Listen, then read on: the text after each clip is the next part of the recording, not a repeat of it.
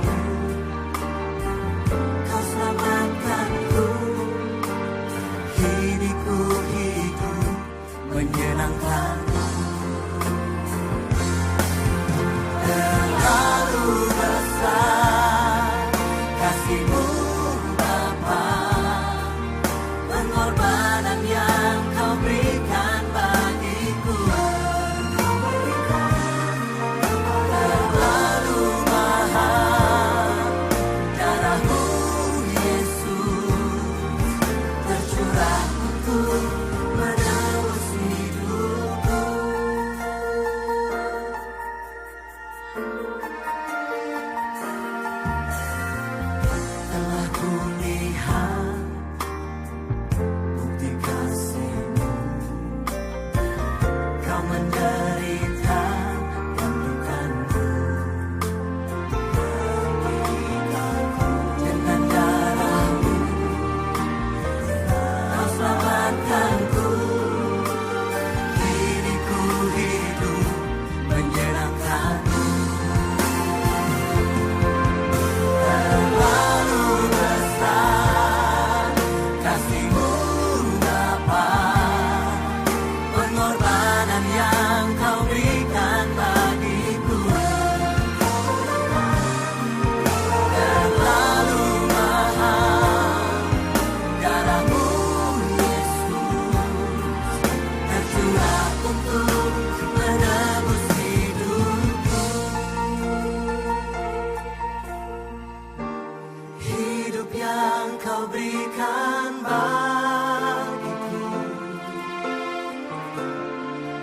selamatkan dan pulihkanku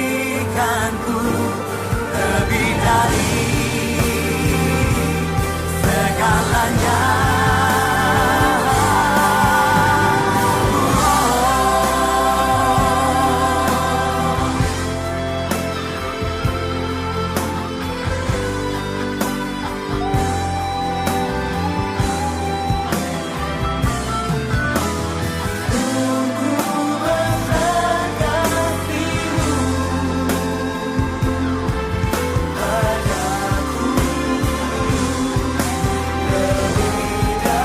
Sama-sama, terlalu besar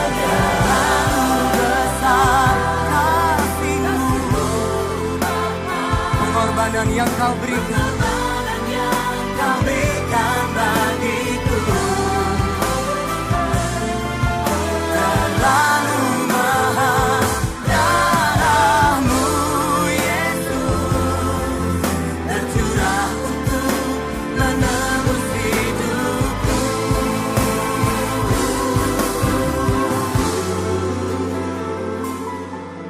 Tercurah untuk menebus hidupku.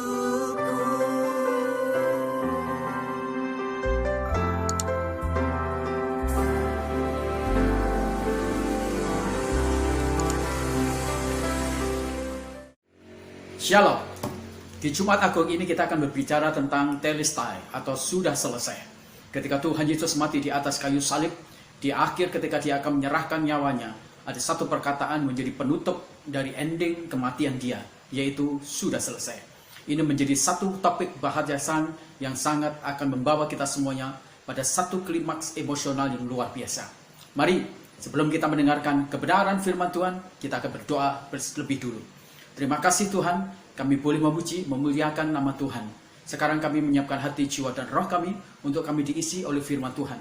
Firman yang membawa kami dicerahkan untuk kami berubah seperti apa yang ada di dalam Kristus. Dan bukan hanya kami berubah, tapi kami hidup menjadi seperti Kristus, melakukan apa yang Yesus lakukan. Sehingga ada banyak orang-orang yang terbimbing untuk mereka menemukan jalan sejati, jalan penebusan, jalan keselamatan di dalam Kristus Yesus Tuhan kami. Dan kami siap mendengarkan firman-Mu. Dalam nama Tuhan Yesus kami berdoa. Haleluya. Amin. Mari kita akan membuka di dalam Yohanes pasal yang ke-19 ayat yang ke-30. Sesudah Yesus meminum anggur asam itu, berkatalah Ia, sudah selesai. Lalu Ia menundukkan kepalanya dan menyerahkan nyawanya. Bapak Ibu yang kekasih dalam Tuhan, sekali lagi saya menekankan hari ini kita akan bicara di Jumat Agung ini, bicara tentang sudah selesai. Pada waktu kita membaca ayat ini, walaupun pendek, tapi kalau kita menyadari, kalau kita masuk dalam drama secara aktual atau secara faktual, maka kita ditarik pada satu emosional yang begitu sangat kuat sekali. Bagaimana tidak ketika Yesus berada dalam situasi sekarat, ketika di ending dia mengakhiri kehidupan dia di dunia ini, dia betul-betul menyerukan satu seruan yang begitu hebat, luar biasa. Seruan itu bukan seruan kekalahan. Seruan itu adalah satu seruan kemenangan. Tapi dia menyerukan itu di tengah-tengah penderitaan dia yang akut, yang luar biasa. Seruan itu adalah tetelestai atau sudah selesai. Ini menjadi satu sesuatu hal yang luar biasa bagi kita semuanya harus pelajari. Kita bukan sedang ditarik dalam sebuah emosional yang membuat kita kemudian mengalami kepedihan yang begitu dalam, karena Yesus yang tidak berdosa, dia harus menanggung dosa yang kita buat. Karena Yesus yang tidak bersalah, dia menanggung kejahatan dan kesalahan yang ditimpakan kepada dia oleh karena semua hal yang buruk dalam dosa dan kejahatan kita semuanya. Bapak Ibu yang kekasih dalam Tuhan, hari ini saya ingin kita semuanya mempelajari tentang sebuah kebenaran tentang kata telestai. Kata tetelestai atau sudah selesai itu selalu berhubungan dengan konteks dunia sosial yang terjadi di dalam orang-orang Yahudi. Dan orang-orang Yahudi ketika mereka membaca atau mengingatkan tentang peristiwa sekarat Yesus di atas kayu salib, mereka benar-benar berada dalam titik emosional yang begitu sangat pedih mendalam. Mereka tahu apa yang dilakukan oleh Yesus itu merupakan satu karya yang sangat besar yang tidak dapat ditebus atau digantikan oleh apapun juga. Dan orang-orang Yahudi mereka menyadari bahwa selesainya Yesus itu memberikan kepada dia bukan sekedar kepedihan, tetapi sebuah sorak-sorai kemenangan, kesempatan besar bagi mereka. Mereka akhirnya menjadi orang-orang yang tertebus dan mereka menjadi orang-orang yang merdeka. Mari hari ini kita belajar bersama-sama tentang tetelestai atau sudah selesai. Bapak Ibu yang kekasih di dalam Tuhan, apa yang dapat kita pelajari dari sudah selesai, dari apa yang telah dikatakan Yesus di atas kayu salib ketika dia berada dalam satu situasi sangat sekarat luar biasa. Hal yang pertama yang dapat kita pelajari adalah sudah selesai, telah bisa menyelesaikan tugas yang paling berat. Nah, ketika kita berbicara tentang tetelestai atau sudah selesai, hal yang pertama itu dihubungkan ketika ada seorang atasan atau seorang tuan itu memberikan sebuah perintah kepada bawahannya untuk mengerjakan sesuatu pekerjaan yang sangat sulit, satu pekerjaan yang sangat tidak mungkin dilakukan oleh orang biasa. Dan ketika bawahan mendengar perintah itu, dia mengerahkan seluruh tenaga, mengerahkan seluruh hati, mengerahkan seluruh pikiran, totalitas di dalam kehidupan dia kerjakan itu secara maksimal, dia kerjakan sesuai dengan apa yang diinginkan oleh tuan dia. Dan kalau dia sudah mengerahkan segala daya, segala kemampuan dia persembahkan dengan yang terbaik, maka setelah dia selesai menuntaskan semua itu, dia berkata kepada tuannya, "Tuan, sudah selesai. Apa yang telah Tuan tugaskan kepada saya semuanya." Nah, Bapak Ibu yang kekasih, ini adalah satu tugas yang tidak mungkin dapat diselesaikan dengan hal biasa. Karena terlalu susah, terlalu rumit, terlalu berat. Nah, Bapak Ibu kekasih dalam Tuhan, ketika Yesus berbicara tentang kata selesai, dia sedang mengerjakan satu tugas yang luar biasa sulit. Satu tugas yang memiliki beban yang begitu berat. Yang dari masa lampau tidak dapat dilakukan oleh manusia biasa. Telah diutus dalam teori dispensasi tentang bagaimana keberadaan manusia yang batu dalam dosa. Hati nurani tidak bisa membawa manusia untuk bisa pulih. Bahkan pemerintahan manusia, kebajikan dan hukum-hukum serta nabi, rasul-rasul dikirimkan, tidak ada satupun yang bisa menuntaskan tugas berat. Apa itu? Tugas yang membawa manusia kemudian tidak lagi terikat oleh dosa. Dan tugas itu akhirnya diberikan kepada Yesus Kristus yang telah dinubuatkan dari zaman abad-abad masa lampau, bahwa keturunan perempuan ini yang akan menuntaskan masalah dosa. Tugas berat, Bapak Ibu yang kekasih dalam Tuhan. Ketika Yesus harus masuk menduduki posisi sebagai seorang yang akan menanggung dosa, itu menjadi sesuatu yang betul-betul sangat tidak mudah. Yesus harus eksodus dari kehidupan dirinya sendiri, dari keegoisannya. Yesus harus eksodus dari ketergantungan untuk dia memiliki rasa nyaman. Dia dari segala kenyamanan untuk mempertahankan dirinya. Yesus harus eksodus untuk bisa melakukan tugas yang sangat berat itu, Bapak Ibu. Ketika Yesus dia masuk di Yerusalem, mengendarai keledai, di sana ada sorak-sorai luar biasa. Tapi itu bukan satu sorak-sorai yang membawa Yesus pada titik kemuliaan, tapi itu adalah satu sorak-sorai di mana Yesus harus menyelesaikan satu tugas yang sangat penting, yang sangat berat, yang tidak mungkin oleh manusia bisa sanggup menanggung beban berat tugas itu sendiri. Dan Yesus dalam kondisi dia berada dalam titik yang sangat berat. Dia kemudian pergi ke Taman Getsemani. Di sana dia berdoa. Ketika dia berdoa, dia masih berusaha untuk bernegosiasi. Tetapi akhir dari sebuah pergumulan doa dia berkata, Tuhan, jikalau cawan ini bisa lalu, silahkan. Tapi jangan sesuai dengan kehendakku, tapi kehendakmu. Dan akhirnya Yesus harus melakukan satu tugas berat itu. Yesus harus mati di atas kayu salib. Bapak Ibu, tugas berat telah diselesaikan oleh Yesus. Tugas yang sangat sulit telah diselesaikan oleh Yesus. Tugas yang tidak mungkin telah diselesaikan oleh Yesus. Kalau Yesus telah menyelesaikan tugas yang begitu berat, yang tidak mungkin dapat ditaklukkan atau dilakukan oleh manusia, maka sangat mudah bagi Tuhan Yesus menyelesaikan masalah-masalahmu yang sangat sukar, yang sangat sulit, yang sangat berat. Kalau dia sudah selesai menyelesaikan tugas berat, yang sangat berat dari sepanjang abad sejarah manusia ada di dalam dunia ini, maka Yesus pasti juga sanggup menyelesaikan tugas-tugas permasalahan-permasalahan berat yang ada di dalam diri kita semuanya. Percayalah bahwa Yesus akan menyelesaikan dan menolong kita semuanya untuk kita sanggup menunaikan tugas berat, tantangan berat, masalah berat. Dia akan menolong kita semua, memberi kekuatan, memberi hikmat, memberi penyertaan, memberi kehadiran diri dia, supaya kita bisa menyelesaikan tugas-tugas yang tidak mungkin diatasi oleh manusia biasa. Bersyukurlah bahwa Yesus benar-benar telah menyelesaikan. Di dalam Mazmur pasal yang ke-25, ayat yang ke-17, Daud berseru kepada Tuhan di saat dia menghadapi masalah yang begitu berat. Lapangkanlah hatiku yang sesak, dan keluarkanlah aku dari kesulitanku.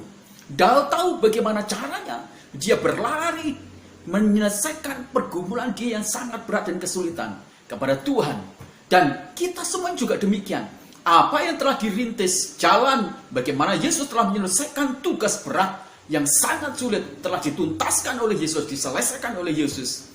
Yakinlah bahwa tidak ada masalah yang sangat berat yang tidak mungkin dapat kita tidak taklukkan. Percayalah bahwa kita bersama dengan Yesus yang memiliki kemampuan untuk menuntaskan, menyelesaikan permasalahan yang berat, kita akan sanggup menyelesaikan itu semuanya. Di dalam Lukas pasal yang pertama ayat yang ke-37 dikatakan demikian, tidak ada yang mustahil bagi Tuhan. Sesulit apapun juga, semua serba tertutup, sangat berat apapun juga, Yesus yang telah menyelesaikan tugas yang sangat berat, dia akan sanggup dan tidak ada yang mustahil bagi dia. Dalam Ayub pasal yang ke-24 ayat yang kedua dikatakan, aku tahu bahwa engkau sanggup melakukan segala sesuatu dan tidak ada rencanamu yang gagal. Ini luar biasa. Jadi ingat, ketika kita berbicara tentang telestai, kita bicara tentang sudah selesai. Hal yang pertama adalah kita diingatkan bahwa Yesus telah menyelesaikan tugas berat yang tidak mungkin dapat dilakukan manusia. Dan implikasinya bahwa Yesus sanggup untuk menyelesaikan masalah berat yang ada dalam diri kita, yang sangat sulit dalam hidup kita semuanya. Yesus sanggup menyelesaikan. Yang kedua, Bapak Ibu yang kekasih dalam Tuhan, apa yang dapat kita pelajari dari makna tetelestai atau sudah selesai? Yang kedua, yang dapat kita pelajari adalah sudah selesai itu memiliki makna bahwa kita telah dibeli lunas oleh Yesus. Dalam dunia yang berhubungan tetelestai atau dalam proses penyelesaian, itu berhubungan dalam dunia sosial Yahudi, itu berhubungan ketika seorang pedagang bertemu dengan seorang pembeli. Dan pembeli kemudian menawar di sebuah pasar. Dia melihat sebuah benda yang sangat dia ingini, dia mengeluarkan uang sejumlah yang telah disepakati.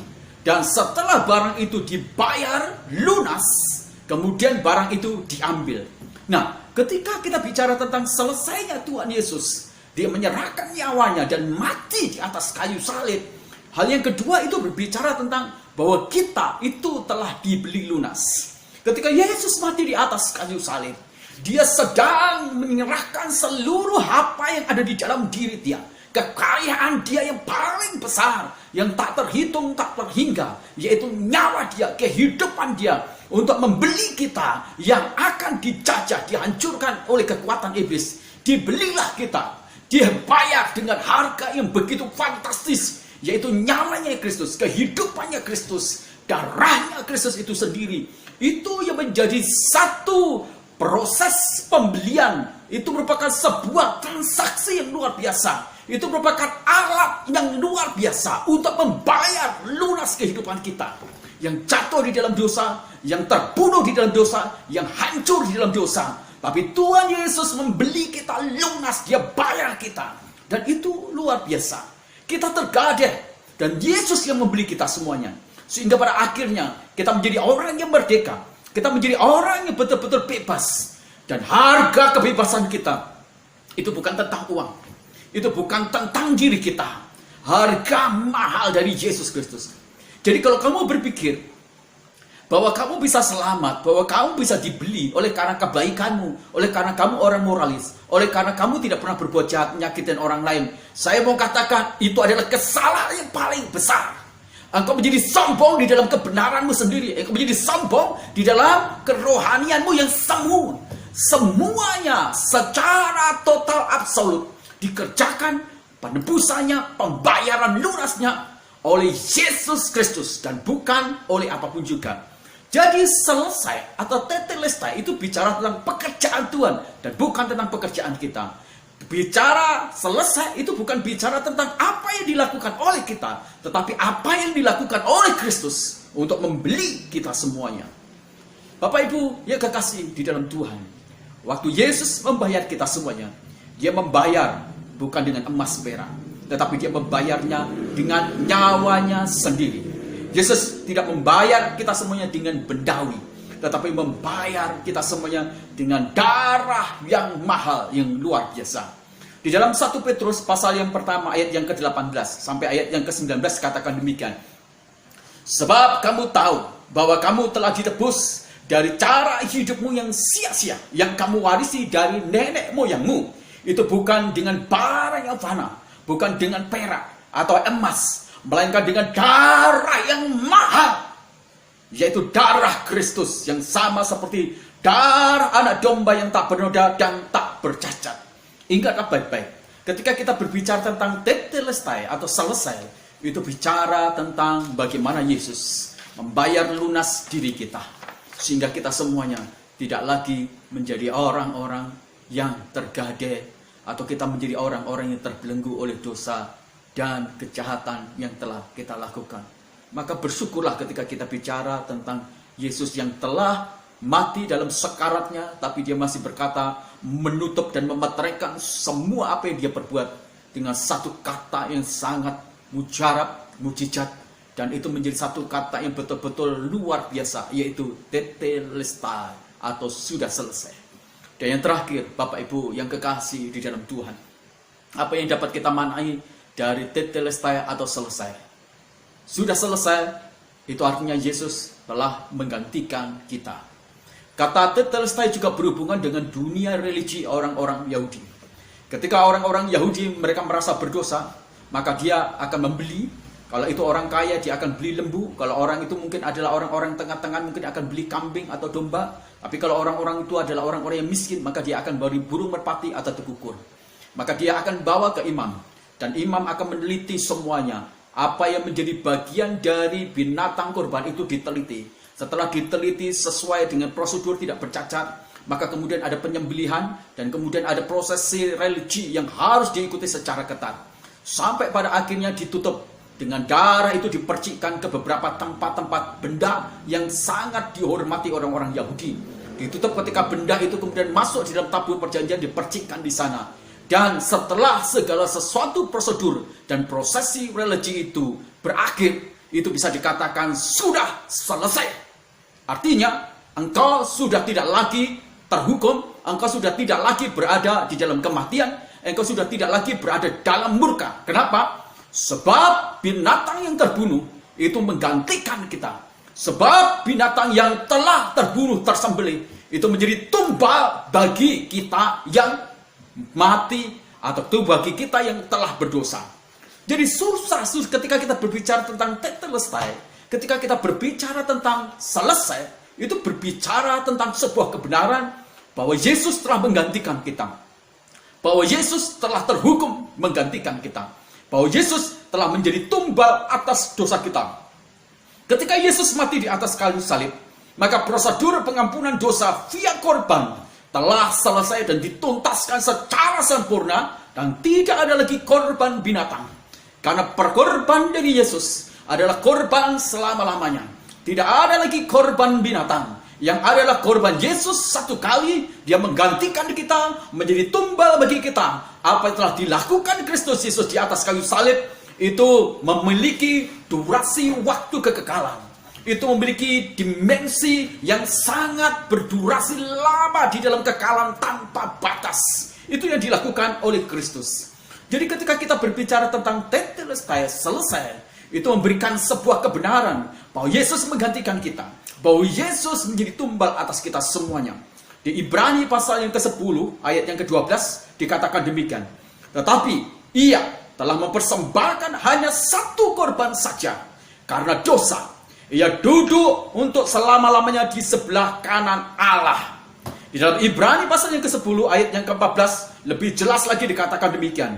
Sebab oleh satu korban saja ia telah menyempurnakan untuk selama-lamanya mereka yang ia kuduskan. Nah, ini luar biasa. Jadi ingatlah baik-baik, kekasih Tuhan yang luar biasa, jemaat yang kekasih, Bapak Ibu, Opa Oma, anak-anak remaja, dan anak sekolah minggu. Engkau hidup itu karena tumbal Kristus Yesus. Engkau hidup karena penggantian yang telah dilakukan Yesus. Yesus mengambil posisi terhukum. Yesus mengambil posisi untuk kau mati, digantikan oleh dirinya. Sehingga kau hidup, sehingga kau bebas, sehingga engkau tak terhukum. Dan akhirnya kau bisa menikmati sebuah kehidupan. Itu adalah karya Kristus yang luar biasa. Ingat, Tuhan Yesus telah menggantikan kita sebagai orang terhukum. Dan ia mati menanggung hukuman kita semuanya. Orang yang waras otaknya, orang yang waras hatinya, pasti akan berterima kasih kepada Tuhan. Orang yang waras rohnya, pasti dia akan mencintai Tuhan, mengabdi kepada Tuhan. Dan dia pasti tidak akan meninggalkan Tuhan. Dia tidak akan tertarik lagi oleh apapun juga. Kenapa? Karena dia tahu bahwa Yesus telah hidup, memberikan hidup nyawanya bagi kita semuanya. Menggantikan posisi kita, menggantikan yang seharusnya kita dihukum mati. Orang Kristen yang tidak tahu diri, dia tidak akan pernah memahami kebenaran yang absolut, besar, dahsyat, luar biasa ini. Apa itu? Yesus telah menjadi tumbal. Yesus menggantikan kita semuanya. Orang yang tidak pernah tahu apa artinya Yesus menjadi tumbal, orang itu tidak akan pernah bisa memberikan cinta kepada Tuhan, hatinya kepada Tuhan. Dia akan berikan hati pikirannya kepada dunia. Jangankan untuk bisa memberi kepada Tuhan berkaitan dengan harta benda, berkaitan dengan apapun pemberian untuk proyek Tuhan yang besar, untuk gerejanya. Untuk memberikan dirinya saja, hatinya saja, untuk bisa berdoa. Itu sangat sulit, sangat susah. Nah, itulah orang-orang yang tidak tahu diri tentang kasih karunia penggantian Yesus yang membawa kita semuanya tidak terhukum. Dan ketika orang-orang yang tidak tahu diri tentang penebusan penggantian Yesus yang menjadi tumbal untuk menebus diri kita, maka dia tidak akan pernah mau membalas semua kebaikan. Ketika orang itu diberkati, dia katakan, ini kerja kerasku. Jadi saya tidak akan memikirkan tentang pekerjaan-pekerjaan Tuhan, ini hasil kerja kerasku. Dia tidak tahu kalau Tuhan sudah menutup pekerjaan dia, tidak membuka jalan, maka orang itu bisa tertutup. Ada orang katakan, ini hidupku. Dan orang itu tidak sadar bahwa dia sudah ditebus. Tuhan sudah memberikan kehidupan, yang memberikan dan menjadi tumbal sehingga dia hidup. Dan orang itu tidak sadar. Mari kita semuanya betul-betul menyadari tentang kebenaran ini. Bagaimana dengan kita? Apakah kita menjadi orang-orang Kristen yang tidak tahu diri? Oleh karena pekerjaan-pekerjaan Tuhan yang besar ini, saya berdoa kebenaran firman Tuhan ini meneguhkan, menguatkan kita lagi. Ingat, tetelestai sudah selesai. Apa yang sangat berat telah diselesaikan oleh Yesus. Dan implikasinya bahwa apa yang berat di dalam hidup kita semuanya, itu sanggup Yesus tuntaskan dalam hidup kita semuanya. Dan yang kedua, bahwa Yesus itu telah membayar lunas hidup kita semuanya. Implikasinya adalah, ingatlah bahwa kita dibayar dengan harga yang sangat mahal. Dan kalau kita pun mungkin dibangkitkan, dihidupkan lagi, nggak mungkin kita bisa bayar apa yang telah dilakukan oleh Yesus dalam hidup kita. Maka cintai Yesus, mengabdilah kepada Kristus. Dan yang terakhir, tetelestai atau sudah selesai, mengingatkan lagi satu kebenaran bahwa Tuhan Yesus telah menjadi tumbal dan menggantikan posisi kita yang harusnya terhukum. Kiranya kebenaran firman Tuhan ini menguatkan dan meneguhkan kita. Mari kita berdoa bersama-sama. Terima kasih untuk firman Tuhan yang meneguhkan, menguatkan kami. Kami diingatkan lagi tentang tetelestai, tentang selesai. Sebuah kemaknaan yang begitu sangat dalam. Hati kami Tuhan menjadi begitu kuat, menjadi begitu sangat berterima kasih untuk karya Tuhan yang besar, yang hebat, yang luar biasa ini. Kami berterima kasih Tuhan. Tuhan, kami berterima kasih, sungguh kami berterima kasih. Engkau telah mati bagi kami. Dan di Jumat Agung ini, dalam kondisi engkau sekarat, itu membawa kami kepada satu dramatik faktual tentang sebuah kondisi faktual emosional yang begitu sangat mendalam, luar biasa. Jikalau kami paham hal ini, maka tidak mungkin kami tidak akan mencintai Engkau. Jika kami paham tentang ini, maka tidak mungkin kami tidak mengabdi kepada Engkau. Jika kami paham tentang hal ini, tidak mungkin kami tidak akan memberkati pekerjaan-pekerjaanmu dengan harta yang Tuhan telah berikan kepada kami semuanya. Terima kasih, kami bersyukur. Bapak, kami juga berdoa terus-menerus untuk bangsa dan negara kami. Tuhan, kondisi negara kami hari-hari ini, kami sedang dirundung dengan sebuah peristiwa pengeboman, dan kemudian juga Tuhan peristiwa teror yang dilakukan oleh orang-orang yang tidak bertanggung jawab. Tuhan, kami berdoa, Tuhan, kami memberkati orang-orang yang jahat, yang merencanakan hal yang jahat. Tuhan, patahkan, kami hancurkan, kami Tuhan patahkan semua rancangan itu, dan kami tawan semua pemikiran jahatnya, dan kami tangkap di dalam Kristus Yesus, diubah dan bertobat Tuhan. Dalam nama Yesus, Tuhan, lindungi dan jagai bangsa dan negara kami dari teror-teror apapun juga. Tuhan, kami berdoa supaya Indonesia dilawat oleh Roh Kudus. Ada banyak orang-orang yang percaya sama Tuhan Yesus. Kami berdoa untuk yayasan-yayasan misi. Kami berdoa untuk pekerjaan-pekerjaan misi. Kami berdoa untuk para misionar-misionar yang memberitakan Injil di beberapa tempat-tempat. Untuk mereka memberitakan bahwa Injil, yaitu Yesus, kabar baik, itu menjadi kabar dan menyelamatkan bagi mereka. Dan Indonesia dipenuhi oleh orang-orang yang kemudian percaya sama Tuhan. Kami serahkan Indonesia ini dalam tangan-Mu, dan urapan Roh Kudus, lawatan Roh Kudus itu menjamah di setiap hati. Ketika mereka melakukan aktivitas religi sesuai dengan kepercayaan mereka, Tuhan, kami berdoa Engkau ada di sana, Engkau memberikan pencerahan, Engkau memberikan penerangan dalam nama Tuhan Yesus. Kami berdoa untuk Presiden kami Jokowi dan Wakil Presiden kami, jajaran kementerian dan lembaga tertinggi yang lain, Tuhan, supaya mereka bisa bersinergis. Mereka berpikir tentang bagaimana memikirkan tentang Indonesia secara global, bukan tentang sektarian, bukan tentang kelompok, bukan tentang golongan, sehingga Indonesia ini benar-benar menjadi negara yang besar, negara yang makmur sejahtera, diberkati oleh Tuhan.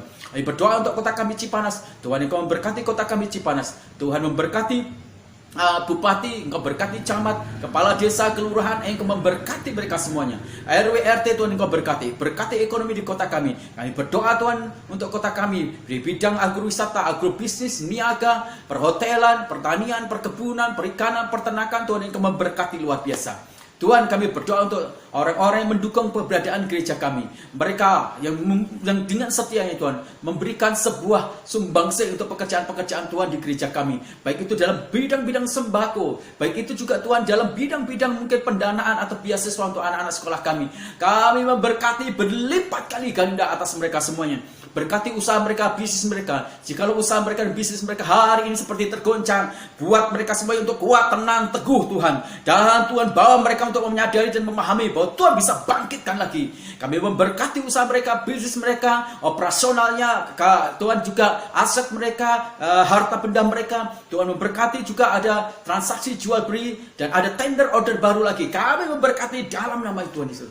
Kami berdoa untuk anak Tuhan yang bernasar, memberkati gereja kami untuk dibangunkan sebuah gereja dan tanah juga, Tuhan. Kami memberkati apa yang sementara ini, Tuhan, dia dirindukan, Tuhan. Aku memberkati hatinya dikuatkan, pikirannya dikuatkan, supaya dia tidak berlari dari nasar-Mu, supaya dia kemudian tidak mengalami kerugian karena dia bernasar kepada Engkau, Tuhan. Aku memberkati bisnisnya, aku memberkati, Tuhan, apa yang menjadi bagian dari cita-citanya, kekuatan kesehatannya, Tuhan. Berkati juga iman rohaninya, memberkati anak-anaknya dalam nama Tuhan Yesus.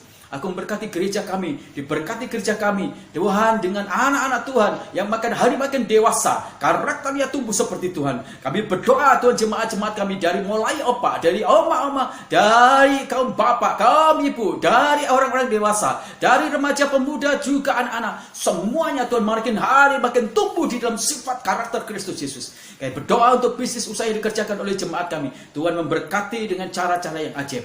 Kami juga berdoa secara khusus, ya Tuhan, untuk Tuhan, kebutuhan-kebutuhan operasional gereja kami. Ya Tuhan, kami membutuhkan begitu banyak. Dalam kondisi COVID ini Tuhan, kami Tuhan melihat ada begitu banyak kesulitan-kesulitan untuk operasional yang memang harus kami pikirkan. Sehingga kami tidak mungkin bisa melakukan program-program Tuhan. Tapi kami berdoa Tuhan, Engkau akan memberkati jemaat kami. Supaya mereka semuanya dibawa untuk memahami bahwa mereka memiliki peran untuk membesarkan proyek Tuhan di dalam gereja mereka. Maka Tuhan, aku memeteraikan berkat jasmani atas hidup mereka. Dalam nama Tuhan Yesus Kristus. Tuhan memberkati anak-anak remaja, anak-anak sekolah minggu dengan kekuatan kesehatan. Supaya mereka semuanya juga diberkati dengan esta kecerdasan, kepintaran, takut akan Tuhan, hormat terhadap orang tua juga. Terima kasih. Tuhan, kami berdoa punya rencana Tuhan, untuk bulan-bulan ke depan kami bisa ibadah di hotel kami. Kami serahkan rencana ke depan kami dalam tangan kuat kuasa-Mu. Engkau memberkati semangat jemaatku, optimis jemaat kami, antusias jemaat kami, untuk mereka kemudian bisa menyongsong beribadah bersama-sama di hotel dengan protokol kesehatan. Kami berdoa untuk vaksinisasi yang ada di kota kami Cipanas Tuhan, supaya bisa berjalan dengan baik. Terima kasih Tuhan, kami mengucap syukur. Akhirnya keluargaku yang kekasih di dalam Tuhan, angkat kedua tanganmu dan terimalah berkat Tuhan. Kasih sayang dari Allah Bapa kita lewat anaknya Tuhan Yesus Kristus yang telah mati di atas kayu salib, menebus segala dosa dan kutuk kita semuanya. Serta persekutuan Roh Kudus yang menguduskan kita dari hari ke hari, supaya kita semuanya tidak bercacat celah di hadapannya. Itulah sebabnya Tuhan memberkati keluargamu. Tuhan memberkati usahamu. Apa saja yang dikerjakan oleh kedua tanganmu diberkati oleh Tuhan. Tuhan memberkati masa depanmu. Tuhan memberkati kesehatanmu. Keluar masukmu engkau hanya bisa menemukan pintu berkat Tuhan saja. Damai sejahtera dari Allah Bapa menyertai kita mulai hari ini sampai selama-lamanya. Pulanglah dengan berkat rohani, berkat jasmani, bagikan kepada orang lain, sehingga mereka bisa melihat Yesus yang ada di dalam diri kamu, dan mereka menjadi percaya kepada Kristus. Beritakanlah Injil, maka Tuhan menyatakan tanda-tanda ajaib luar biasa.